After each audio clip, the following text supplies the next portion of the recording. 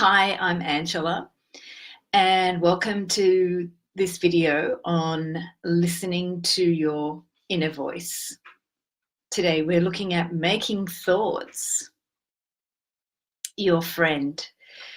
And if you have any questions about working on your intuition, please pop them in the chat.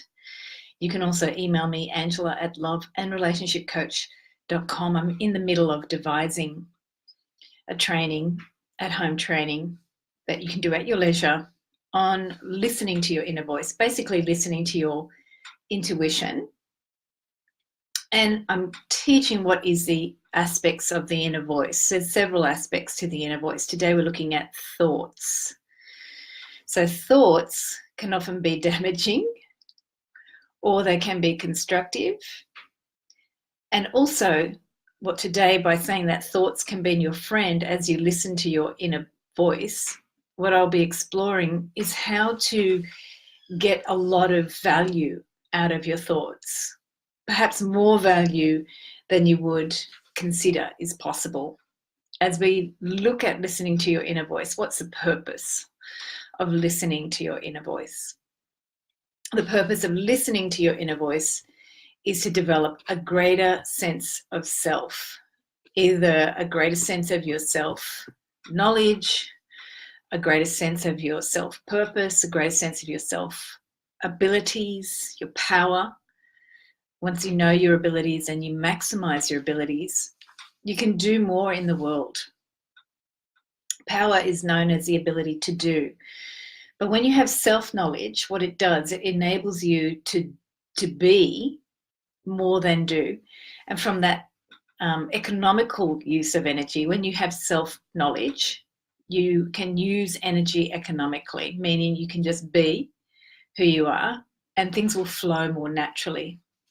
So using your inner voice is extremely important to move through a lot of the changes that we're seeing in our world. Using your inner voice constructively, using it to understand yourself so you know how to work through relationships and build harmony or build constructive value in your relationships. So value from constructive relationships, let's look at it historically. The human being is a tribal animal. So what has made the human species promulgate, grow and grow, is that we were able to work together in that tribe constructively. So if there was aggression in the tribe, there was a way to deal with that aggression, and we still see that today. We're still learning how to deal with aggression. It's not a recent phenomenon of learning how to manage aggression in the tribe. So what may be a little bit more nuanced today about what we're seeing about in aggression is seeing how will we deal with the aggression within ourselves, or in terms of our thoughts, what are the thoughts that are destructive? How do we deal with those self-destructive thoughts? And if you've ever struggled with any negative self-talk, that's exactly where the struggle starts, or the aggression starts, or the mismanagement of our own internal emotions starts with our negative self-talk.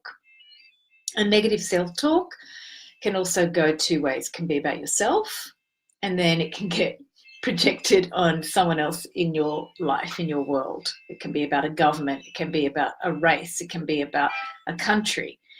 So let's look at some of the breakdowns we've made so far about listening to your inner voice. Last time when I looked at listening to your inner voice and channeling emotions positively, we looked at how emotions can often become overwhelming and they seem to pull our focus. So often I hear people who work with their intuition, they may feel they're talking with their intuition.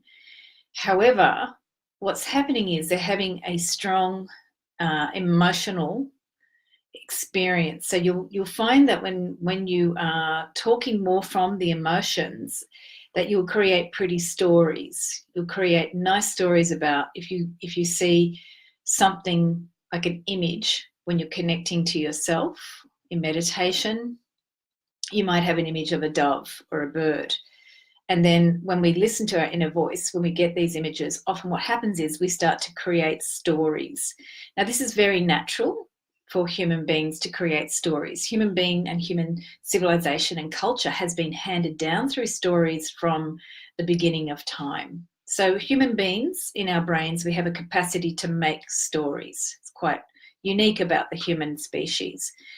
What happens is, though, with the emotional part of us, or the emotional body, and I looked at this in the last video, is that often those emotions that we might have are based on hurts as well. So we have aspirational emotions, we have emotions that make us aspire to something more, and they're great. And we also have emotions that are about experiencing something that didn't work for us. We're looking at the emotional brain. So as a consequence, sometimes the emotions can start to make stories to manage the hurts, which is actually quite, if you think about it, a very creative aspect of the emotions. And that's when we start to move into the thoughts. So if we look at the origin of how the emotions are created, last time I looked at if you have hurts, sometimes there are strong emotions there. And they can come up very quickly during your day, or if you do any meditation practice, you can experience the emotions in the meditation. And I looked at last time at some pointers on how to move those emotions. So if you have any stories about the emotions, this is where we start to create thoughts.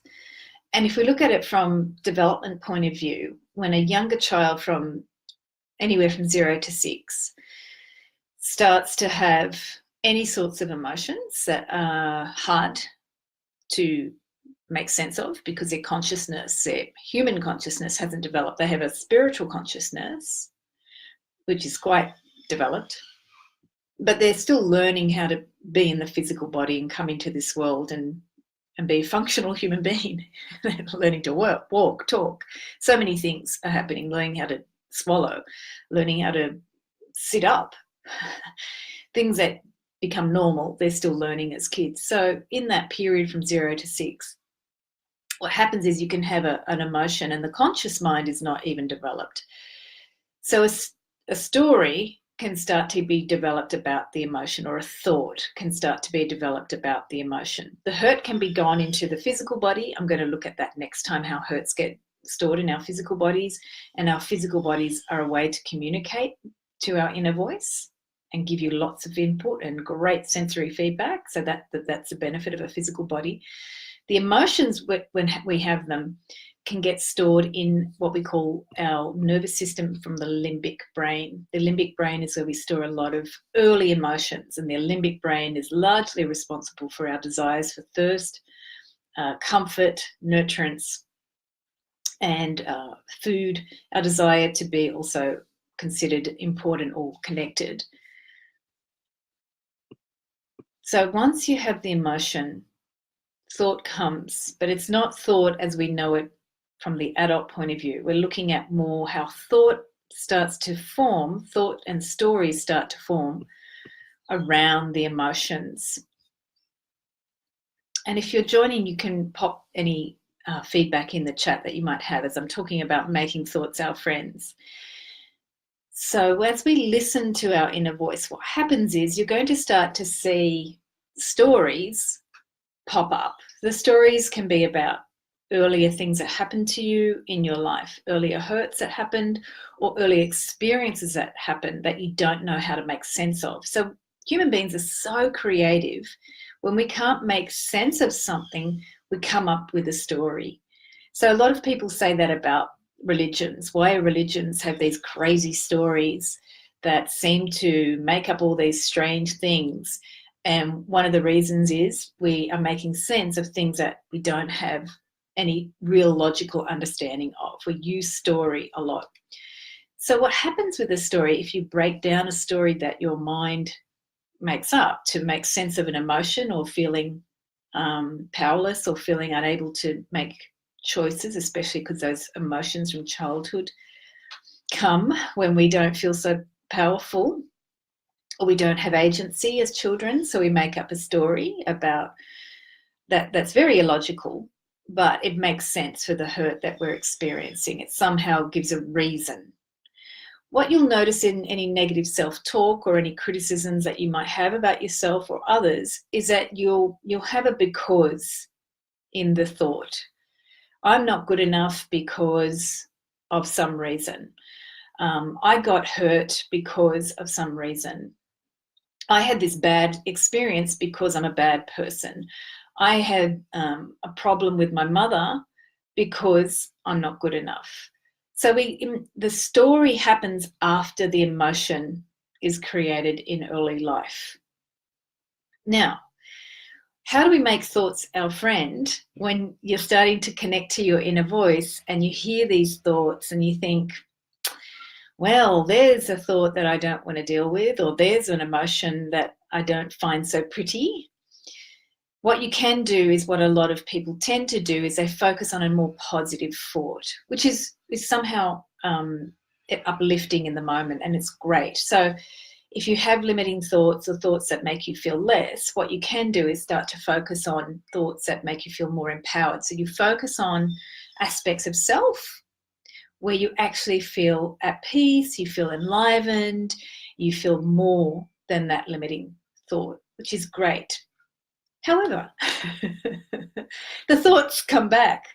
And I say this because I've had a long history of having negative thoughts when I grew up. I had during my teenage years, I had a lot of negative self-talk, and it was really debilitating until about 26 when I literally went into anxiety, and I was living constantly in anxiety. So the negative thoughts that had developed from my youth, my childhood, and my teenagehood into early adulthood just got so bad when I was 26 that I was constantly living in anxiety, self-hatred, self-disgust, and self-abnegation. I don't know how to describe it because it's pretty masterful. I created a lot of negative self-talk. So one thing to understand about making thoughts your friend is that it's never about only just focusing on a different thought that empowers you, because that's exactly what I did when I was 26 and having fairly constant anxiety. I started using dance, and I love dance, and dance lifts me into my expanded self immediately. I never have a problem with going to my expanded self. I've always had that option through dance. And even if I was very emotional, I could dance. Even if I was very disappointed, I could start to listen to music, even if I didn't dance. So I never had a problem about being stuck in negative emotions. I did get stuck there in my teenage years, and I used journaling to just get the emotions out. And that's one tip I shared last time. If you have a lot of negative emotions, you can write it on a piece of paper and tear it up or burn it, just to destroy that energy that you're repetitively using, because it's quite destructive if you keep on having that negative self-talk. However, unfortunately for me at 26, the years of negative self-talk had created full-blown anxiety. So I could be waking up, moving through the day, and then this cycle of negative self-talk created this anxious feeling that I would literally be walking through the streets with, going to a dance class to try and remove myself from, and it came back. So that's at the point where I said, okay, negative self-talk, you're not going to go easily now. I had no idea at that time that all the years of my childhood and teenage years and early adulthood, all the years had created a snowball effect. And I was not aware that that was my creation, because I was just in the emotion and I had created the reasons why I was a negative person or a bad person. So to me, it was my world. I didn't think I had created that. But unfortunately, when we grow up with anxiety or negative self-talk, it has a cumulative of a snowball effect. And I lived that at 26. It was quite scary. So what I discovered were some simple strategies to learn how to distract myself. So I got out of the cycle, because as soon as you're in that cycle of negative self-talk, as many of you may know, it's destructive and it wants to keep you there. It wants to, in some ways, validate the reason, the thought, the negative thought that you've come up with. And if you look at our world today, you can see a lot of negative talk on the social media and in the media, mass media outlets. In the creative arts, you can see a discussion about good versus evil. We're trying to, at a cultural level, resolve this point of being basically banging our heads against the same wall, where how do we get beyond being polar opposites or constantly going over and over the same thing? And to me, it's quite humorous because I've done it internally. So to see in my external world reflect that, to me, is quite humorous, because I thought I was the one with the negative self-talk. And then I'm realizing now, 20 years later, that most of our planet is having the same battle. So these are some tips here that I would love to share about how to get out of the cycle of being trapped by your own limiting thoughts that justify an emotion that you had in your early childhood life.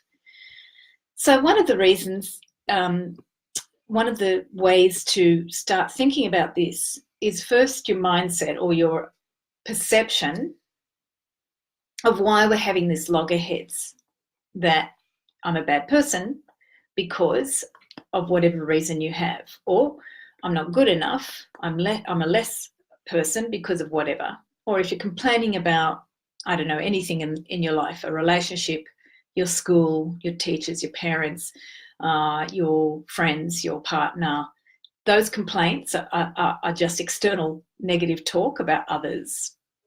And you'll have a reason if you're having negative talk about others. These are limiting thoughts projected on others. They may not be exactly what you think about yourself. We often criticize something outside of us that reflects something about us. I'll get to that later, how to simply ask if you're triggered by and being negative about something outside of you. There's something inside that needs attention. So I'll give you at the end a few pointers on how to address that. But the first thing is to look at this negative self-talk as an opportunity to get out of the cycle. And that's the first thing I did when I did it as a teenager. I used to write. And then when I was 26, I used to write still. I started writing as a teenager to try and give myself a way out. And I used imagery.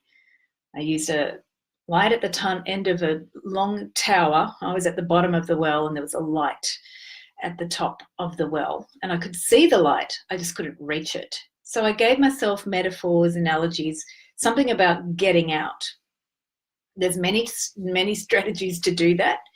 As soon as you start to think about, I want to get out of this cycle, that is a great thought. I really would like to get out of this cycle of negative self-talk. And that's the first thing to do. If you have a connection, a spiritual connection to any guides or any spiritual support system, then you ask them to help you. You don't think that you need to do it by yourself. So if you have a mentor, if you have a friend, if you have anyone, tell them, I've got this thing that I'm going over and over with.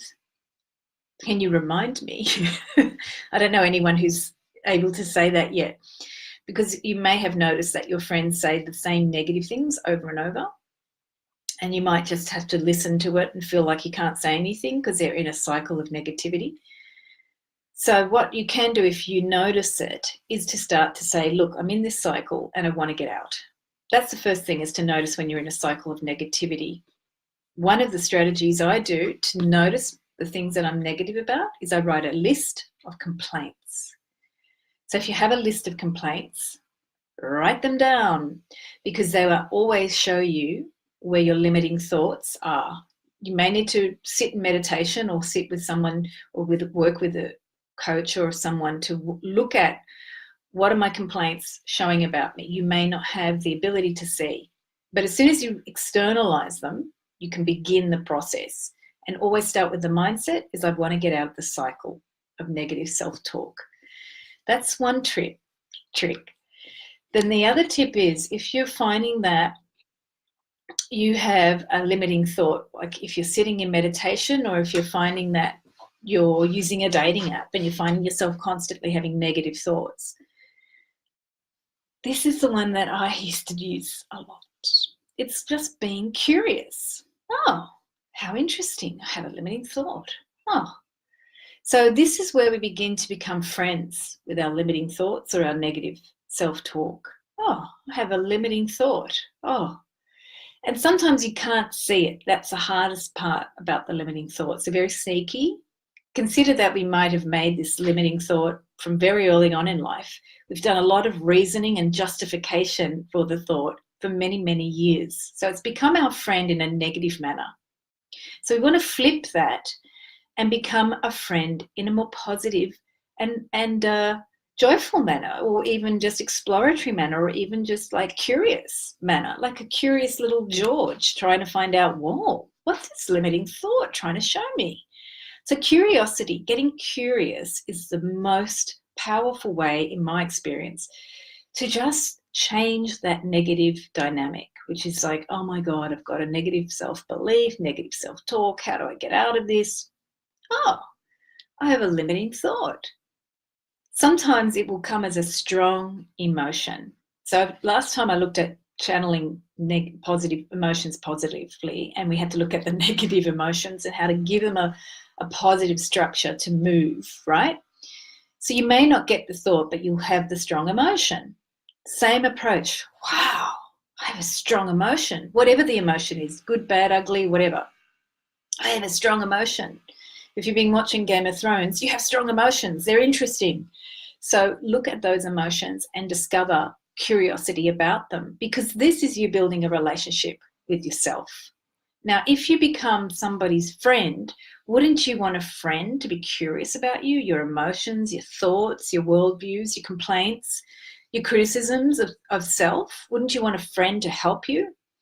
So first off, having that mindset that I want to get out of the negative limiting self-talk or the limiting thoughts that I have. I want to go to the next level. I want to go beyond. Second, it's getting curious, as you would if you had a friend. If you really wanted to build a deep relationship or really support someone or get really interested in someone, how would you want someone to be interested in you? That's how you relate to the thought, being curious about it, asking questions, wanting to know why. Why are you still upset about this? So the curiosity is the key. And then to look at what other ways you could start to just allow the limiting thought to be there. Not to be there as a negative aspect, but to not try and push it away. Because if you had a friend and they're negative and you keep pushing away, which some of us do, we avoid their phone calls or whatever, that's actually going to start making that negative self-talk more powerful in some ways. Which is, it's okay to do that sometimes with yourself if you just can't work out what to do with the limiting thought. But you need to give some time to it just to see what is it trying to share with you. And often our limiting thoughts or our thoughts that are not helpful are trying to help us, but we're so stuck on seeing them as a limitation, we don't want to look at them. We feel lesser because those limiting thoughts actually have an emotion underneath, that there's something that we're lacking. So once you find the thought, the first step is to discuss or consider with the curiosity, what's the emotion behind the thought? Because that's going to help you go beyond the thought. Once we have a reason, a thought, we hold on to it really well because we've developed it from childhood, from some illogical reasoning that we created because children don't know why things happen to them, so they make up stories. And the story is unique to that child and unique to the emotional experience of the child in that moment, in that particular situation, in that family, in that culture, and in that particular situation, the child makes up a story. So you need to get to the emotion. And this is where you become a better friend with your thoughts. What's the emotion behind it? What's the feeling? So sometimes you may not have an emotion, like a word, because children also no, most of us don't know how to put words to emotions. So get to the feeling behind it. And there, that's when you start to build the curiosity and the relationship with the thought. Now, if you want to really flip the thought around and discover why it's there in your life, there's so many ways to start playing with the thought and discovering what the thought is there to teach you. So I'm just going to give you another simple question, which is just to get it specifically, what does this thought reflect about how you feel limited? So we're looking specifically about what the thought is there to show you about how you feel limited. And I'll just repeat that. If you've discovered the feeling and the emotion behind the thought, you can ask, what does this thought reflect about how I feel limited? And for some of you, it may not just be a feeling, it may be a belief. There's a strong connection between beliefs and our feelings. Beliefs are often created by the thoughts that we made when we had an emotional experience. We created a belief based on the emotion. So if you got in trouble as a child, you created a belief that you were a bad person or a bad child and you deserved to get punished because you were bad. So that's the belief that comes from the emotion of feeling, and the emotion will be fear, a sense of powerlessness, a sense of helplessness, a sense of, I don't know what to do, I'm confused. Those are a lot of the emotions. But once you get to the belief, what does this, and that's where I found that question, what does this thought reflect about how I feel limited? What you're going to start to do is see what the belief that you created was from whatever happened to you in your earlier life, in your childhood or any other part of your life. So making thoughts your friends is quite an important part of listening to your inner voice. The purpose of listening to your inner voice is to see these limiting thoughts, not simply to just get rid of them, but to understand why they're there. So I'm going to finish on this piece, which is really about understanding when we have a limiting thought or feeling as a child, why does it happen at all? Is it just because that we're humans and we're part of a long tradition of human beings trying to understand why we hurt ourselves and why we experience conflict in our lives? Is that part of it? Yes. We're part of a long history of humanity and a species, a tribal species, learning how to deal with our inner conflict. And then we externalize it through violence and hurting others. And we're trying to understand how to not do that. But we seem to end up there all the time. It hasn't stopped, right? We still have conflict in our personal lives. We have conflict in our world. So yes, that's one of the reasons, and a macro level, when we look at humanity, why do we have this innate conflict between our emotions? That when we're children, we have no way to rationalize them. And so we create a thought that then starts to illogically rationalize this emotion, which we carry through our adult life. And as adults, we end up being quite self-destructive, and then we destroy our relationships. Why would we do that? So I'm just going to leave you with this piece to contemplate. And the piece is just to start asking that. Why would humanity create a situation where we came as children to experience these emotions and then create thoughts that would make us feel less? Because once you start to look at that piece, it's also very helpful to understand you are not the only one doing this. It's a human experience. That's a very important piece to contemplate. And I'm not going to give you answers. I can give you answers, but I'm going to leave that for the training. Because I started to look at that very early on in my teenage years when I struggled with self-abnegation and self-hate. I started to understand that this was a very powerful force to hate myself, because I could feel the power of it emotionally. I had strong emotions. And it really wasn't going to let me go. It was really wanting to hold on to me, and it was wanting to destroy me, but not kill me, which I found even more pointless. Why would I be alive with this sense of self-hate? What's the point of not having joy? What's the point of that? And once you see that it's a human experience, it brings up many questions to start contemplating. Is humanity really at the verge of trying to define a new way of understanding and being the self? I know Freud and Jung were great at giving us psychoanalysis, But they were the harbingers of a new sense of understanding the self that we cannot just do from a logical, rational process. That's why meditation now is starting to become really popular, because it gives people a pathway to actually start to feel themselves, relate to themselves, and actually start to explore, what is the self? Why do I have a self? Without religion giving you the answers. And this is the most important piece about hearing your inner voice and listening to it.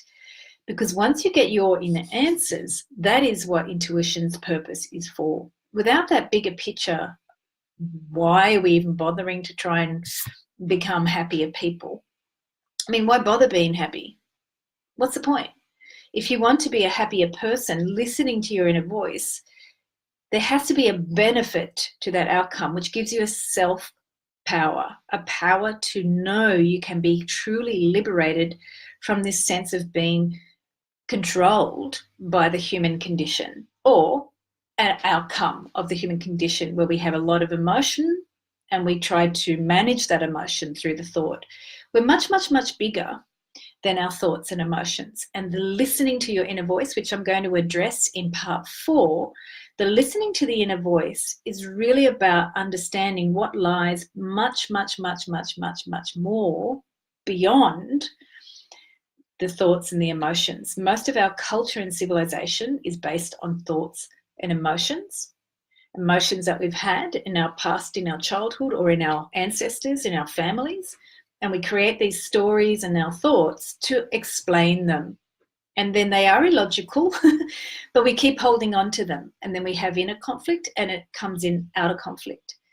The purpose of listening to your inner voice is to become friends with those aspects of yourself. And through the friendship, positive, channeling your emotions positively and becoming friends with the thoughts, what happens is this magic is revealed to you, and it's your magic. It's not something that religion or other people can tell you about. It's actually a process of seeing an aspect of yourself that goes much, much bigger than those thoughts and emotions. So that's what I want to leave you with today, to contemplate, why are we even bothering to listen to our inner voice at this time? Why are we looking at our emotions in a different manner? And why are we even discovering the thoughts that we have? Why are we interested in that relationship with self? Because many people are doing this work at this time, which to me is humbling, because it means that we're all on an individual journey going inside to hear ourselves collectively, which is actually what humanity is on the verge of shifting into. It's not making the news. It's not a very big story because it's a very quiet story. But when you hear like Silicon Valley techs going to do 10-day Vipassana retreats, there's something happening in our world. People are looking to build that relationship to the inner voice and the inner self. And then they're starting to discover the magic that lies beyond the limitations, or the perceived limitations, that our thoughts and our emotions have been carrying for most of our conscious lives. What people are discovering, which is what I discovered, is that there's actually an aspect of self that's hard to put into words. And you can call it many things. Next time in part 4, I'm going to look at the soul and the higher self, which is how I have given words to it. But others of you may have other definitions. That has always been the seeker's path, or those who've worked in meditation or spiritual work have always been through contemplation and meditation, discovering what is that inner self. It's a very important piece, because that's what actually liberates humanity to go beyond conflict, internal conflict of the emotions and the thoughts and the limitations of our physical bodies, and also the pain that is created when we hurt ourselves or we hurt others. So if you have a chance to put in the chat what some of your contemplations about why are we even bothering to listen to this inner voice, I would love to hear that. And for next time, it's 9:30 Eastern on Sundays in America, New York time, and 11:30 a.m. Australia on Mondays, the following day. Next time, I'm going to be looking at the higher self and its relationship to the physical body. What are the physical body cues the senses are giving you? And how to do a beautiful dance between the higher self, or your soul, and the physical body. So I'm going to look at that beautiful dance that happens to take a real great skill set with you as you develop your inner voice. So thanks for watching, and any questions as well, you can always contact me, Angela at loveandrelationshipcoach.com. Thank you.